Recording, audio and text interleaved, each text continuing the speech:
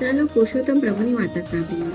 પુરુષોત્તમ પ્રભુ પધાર્યા. મિત્ર પુરુષોત્તમ મહિનો બેઠો છે. ગામમાં ભક્તિ ભાવ ઉભરાયો છે. લોકો નદીએ નહાવા જાય છે, કથા વાર્તા સાંભળે છે, દાન દક્ષિણા આપીને પાછા ઘેર ફરે છે. ગામમાં એક બોડી ભરવારણ રહે છે. એ પણ દેખા દેખીથી નદીએ નહાવા જાય છે અને એકટાણું કરી ઘર કામમાં લાગી જાય છે. ભરવારણે શ્રદ્ધાપૂર્વક પુરુષોત્તમમાં વ્રત પૂરું કર્યું. હવે વ્રતનું ઉજવણું કરવું જોઈએ ને. તેણે ગામમાં તપાસ કરી તો લોકો બ્રાહ્મણોને ભોજન કરાવી દાન દક્ષિણા આપતા હતા. સોના રૂપાના દાન આપતા હતા, પણ પોતે તો ગરીબ હતી એટલે તે મૂંઝાવા લાગી. આખરે તેણે એક બ્રાહ્મણને જમાડવાનો નિશ્ચય લીધો અને તે બ્રાહ્મણને નોતરું આપવા ગઈ. હાથ જોડીને તે બ્રાહ્મણને વિનંતી કરે છે કે આજે મારે વ્રતનું ઉજવણું છે તો તમે મારે ઘેર જમવા પધારો. બ્રાહ્મણ કહે, મને ચકાચક જો લાડવા મળતા હોય તો હું જમવા આવવા તૈયાર. ભરવાડન કહે કે લાડુ બનાવવાનું મારે તો ગજુ નથી, મારે ત્યાં તો ગેસ અને છાસનું સાદું ભોજન છે. બ્રાહ્મણે તેને ના પાડી અને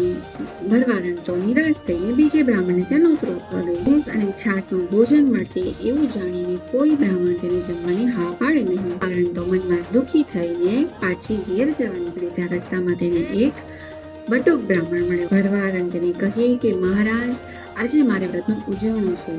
એક બ્રાહ્મણને જમાડવાનો સંકલ્પ કર્યો છે. પણ દુઃખની વાત તો એ છે કે કોઈ બ્રાહ્મણ મારો નોતરું સ્વીકારવા તૈયાર નથી. બટુક બ્રાહ્મણ તે પુરુષોત્તમ ભગવાન પોતે હતા. પરમ ભક્ત ભોળી ભરવાડને વહારે દોડી આવે અને તે ભરવાડને કહેવા લાગ્યા કે બાઈ, લાડુ જમવા મળતા હોય તો કોઈ બ્રાહ્મણ ના પાડે નહીં.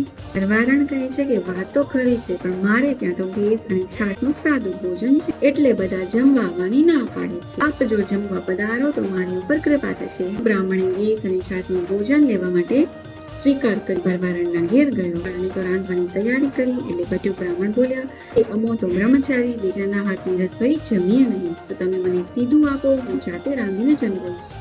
જલ્દી મને સીધું આપો, મને બહુ ભૂખ લાગી.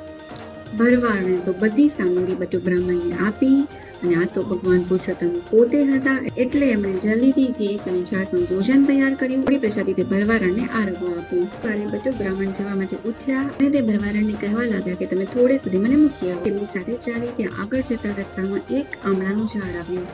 આમળાના ઝાડ ઉપર પુષ્કળ આમળા લાગેલા. બ્રાહ્મણ તો સરસરાટ ઝાડ ઉપર ચડી ગયો અને ઝાડને હલાવવા માંડ્યું એટલે બધા આમળા નીચે પડી. તે કહેવા લાગ્યો કે બાઈ, આ બધા આમળા એક પોટલીમાં બાંધી લો અને તમે ઘેર લઈ જાઓ, તમને કામ લાગશે. કહેતામાં પુરુષોત્તમ ભગવાન ત્યારે અંતર ધ્યાન થઈ ગયા અને ડોસીમાં તો જોતા હતા કે તે આટલી વારમાં ક્યાં ચાલ્યા ગયા. હમણાંની ગાછની માથે ચડવીને ઘેર નીકળી ગયા અને ગેસ અને છાસનું ભોજન કરવા જાય છે. ત્યાં તો ઢાંકેલા વાસણમાં વિવિધ જાતના પકવાન પડેલા જોયા. એવામાં એમની નજર તે પોટલી પર પડી અને ઝગમગાટ થતી હતી. તેમણે તે ગાંસડી ખોલી તો તેમાં આમળા નહીં પરંતુ હીરા મોતી હતા.